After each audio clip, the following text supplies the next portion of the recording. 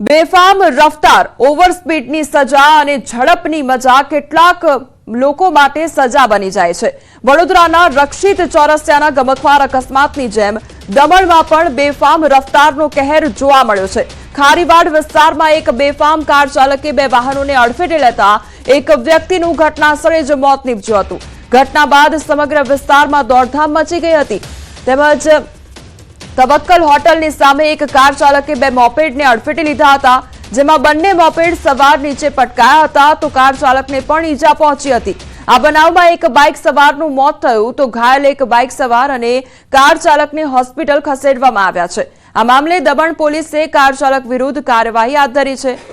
ત્યારે જાહેર રસ્તા પર બેફામ કાર દોડાવતા આવા બેફામ તત્વોને કાયદાનું ભાન કરાવવું ખૂબ જરૂરી બન્યું છે।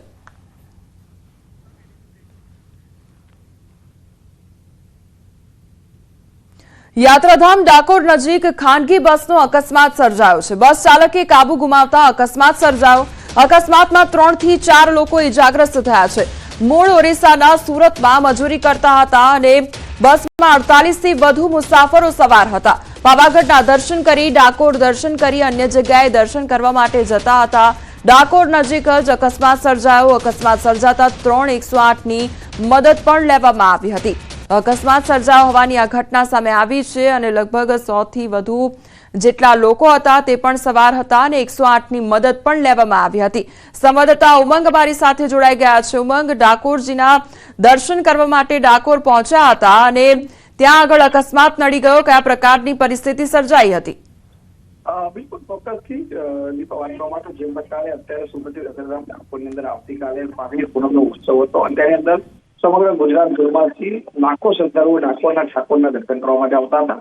તેની અંદર મૂળ ઓડિશા અને હાલમાં સુરતમાં મજૂરી કરી ગુજરાત જણાવતા 48 થી વધુ લોકો પાવાગઢ અને ડાકોરના પ્રવાસથી નીકળ્યા હતા। તેઓ જ્યારે પાવાગઢ દર્શન કરી ત્યારબાદ ડાકોર પહોંચતા હતા અને ડાકોર અન્ય કોઈ જગ્યાએ દર્શન કરી સ્ટેન્ડના બસ ડ્રાઈવર હતા અને સ્ટેન્ડિંગ પરથી કાબુ ગુમાવતા બસ રોડની સાઈડમાં ઉતરી હતી। જોકે સદનસીબે જે બસમાં સવાર 48 લોકોના જીવ બચી ગયા હતા, પરંતુ 3 થી 4 લોકોને નાની મોટી ઇજાઓ થઈ હતી। જો સમગ્ર ઘટનાએ જાણ થતા 108 પણ તરત ઘટના સ્થળે પહોંચી હતી અને આ તમામ જે ઇજાગ્રસ્ત લોકો હતા તેમને હોસ્પિટલ સારવાર માટે ખસેડવામાં આવ્યા હતા અને સમગ્ર બાબતે ડાકોર પોલીસે ઘટના સ્થળે પહોંચી વધુ તપાસ હાથ ધરી હતી। જી ઉમંગ, સમગ્ર માહિતી બદલ આપનો આભાર। તો બસમાં 48 થી વધુ લોકો સવાર હતા અને તેમને સામાન્ય ઈજાઓ પહોંચી છે અને સારવાર અર્થે ખસેડવામાં આવ્યા છે। અંકલેશ્વરમાં ગોડાઉનમાં લાગેલી આગ કાબુમાં આવી ગઈ છે। નોબલ માર્કેટ પાસે સ્ક્રેપના ગોડાઉનમાં આગ લાગવાની ઘટના બની હતી। ભીષણ આગના આકાશી દ્રશ્યો પણ સામે આવ્યા। ધુમાડાના ગોટે ગોટા કિલી સુધી સાંજે પણ નજરે પડ્યા હતા। ભારે જહેમત બાદ મોડી રાત્રે આગ પર કાબુ મેળવાયો હતો। ભીષણ આગની ઘટનામાં હાલ કોઈ જાનહાનિના સમાચાર સામે આવ્યા નથી। તો આગ લાગવાની ઘટના બની હતી જેમાં મોટા પ્રમાણમાં નુકસાન વેઠવાનો વારો આવ્યો છે। બીજી તરફ આ સ્ક્રેપના ગોડાઉનમાં આગ લાગી હતી જેના કારણે જે ધુમાડાના ગોટે ગોટા છે તે દૂર દૂર સુધી જોવા મળ્યા હતા અને ભારે નુકસાન પણ સર્જાયું હતું અને કોઈ પણ પ્રકારની જાનહાનિના હજી સુધી સમાચાર સામે આવ્યા નથી। નોબલ માર્કેટ પાસે સ્ક્રેપનું ગોડાઉન આવેલું છે અને આ સ્ક્રેપના ગોડાઉનમાં આગ લાગવાની ઘટના બની હતી અને સ્ક્રેપ હોવાને કારણે આગે વિકરાળ સ્વરૂપ ધારણ કર્યું હતું અને જાણે કાળા ડિબાંગ વાદળો છવાયા હોય તે પ્રકારના ધુમાડાના ગોટે ગોટા જોવા મળ્યા હતા। આસપાસના જે લોકો હતા તેને ધુમાડાને કારણે અસર પણ વર્તાઈ હતી। બીજી તરફ નુકસાન વેઠવાનો વારો આવ્યો હતો, પરંતુ જાનહાનિ લઈને કોઈ પણ પ્રકારના હાલ સમાચાર સામે આવ્યા નથી અને આગ પર કાબુ મેળવી લેવામાં આવ્યો છે। તો સ્ક્રેપનું આ ગોડાઉન આવેલું હતું જેમાં આગની ઘટના બની હતી અને આગે વિકરાળ સ્વરૂપ ધારણ કરી લીધું હતું।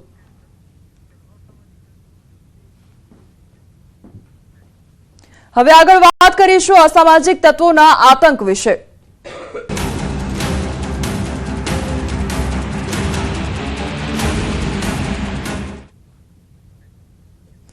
અમદાવાદના વસ્ત્રાલમાં ફરી એકવાર મારામારીના દ્રશ્યો સામે આવ્યા છે। 24 કલાકમાં બીજી વાર વસ્ત્રાલમાં બબાલ થઈ। માધવ સ્કૂલ પાસે જાહેરમાં યુવકોએ મારામારી કરી। લાકડી દંડાથી યુવકોને મારામારી કરી અને સીસીટીવીમાં આખી ઘટના કેદ થઈ છે। તો અકસ્માતની અદાવતમાં મારામારી કરી હોવાનો દાવો કરવામાં આવી રહ્યો છે। રામોલ પોલીસ સ્ટેશન વિસ્તારમાં 24 કલાકમાં બીજી ઘટના સામે આવતા લોકોમાં ફફડાટનો માહોલ જોવા મળ્યો છે।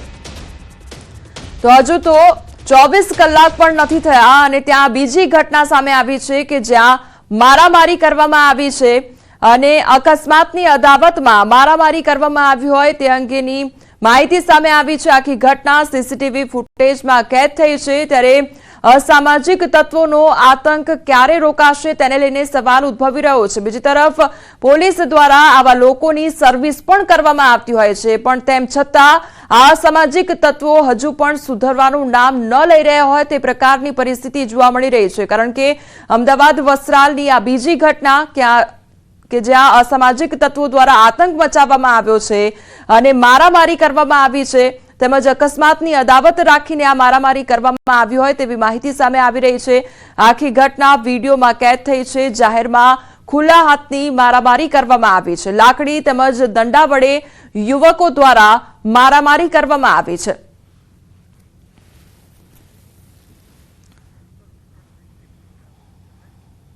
અમદાવાદમાં આતંક મચાવનાર રિમાન્ડ પર અને 13 આરોપીના 4 દિવસના રિમાન્ડ મંજૂર થયા છે। પોલીસે 7 દિવસના રિમાન્ડની માંગ કરી હતી। રામોલ વિસ્તારમાં હથિયાર સાથે મારામારી કરવામાં આવી હતી અને રિમાન્ડ દરમિયાન હજુ પણ મોટા ખુલાસા થઈ શકે છે। તો 13 આરોપીઓની ધરપકડ કરવામાં આવી છે અને હવે 4 દિવસના રિમાન્ડ મંજૂર કરવામાં આવ્યા છે। 7 દિવસના રિમાન્ડની માંગણી કરી હતી। રામોલ વિસ્તારમાં હથિયાર વડે તેમના દ્વારા આતંક મચાવવામાં આવ્યો હતો અને હવે તેમની બરાબરની સર્વિસ કરવામાં આવી છે અને હવે પોતાના પગે તેઓ ચાલી પણ શકતા નથી।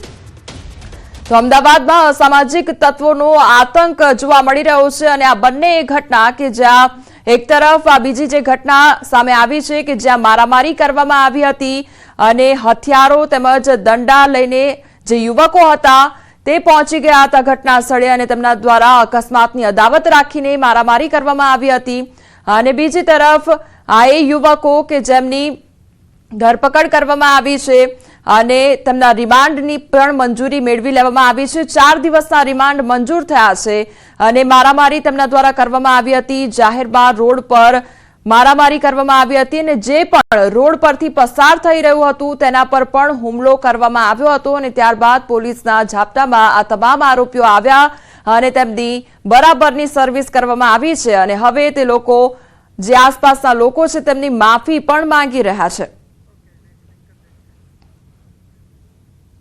આ તરફ વડોદરાની જો વાત કરીએ તો વડોદરામાં ફરી અસામાજિક તત્વોની દાદાગીરી સામે આવી છે। દંતેશ્વર લાકડીઓ અને ધોકા સાથે આતંક ફેલાવ્યો હતો અને રોડ વચ્ચે હથિયારો સાથે ભયનો માહોલ ઉભો કર્યો હતો। બે જૂથ વચ્ચેની બબાલના કારણે અસામાજિક તત્વો રોડ પર ઉતર્યા।